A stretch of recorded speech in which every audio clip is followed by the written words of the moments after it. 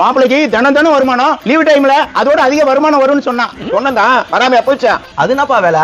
Leave டைம்ல வருமானம் அதிகமா வருது. லீவு டைம்ல தானப்பா கோயில், பீச், பார்க் எல்லாம் ஜனம் நிறைய கூடும். ஏன் ஏதாவது சுண்டல் வியாபாரம் பண்றாரா? அதெல்லாம் இல்ல, முதல் போடாத வியாபாரம்டா. அவனே கேளு.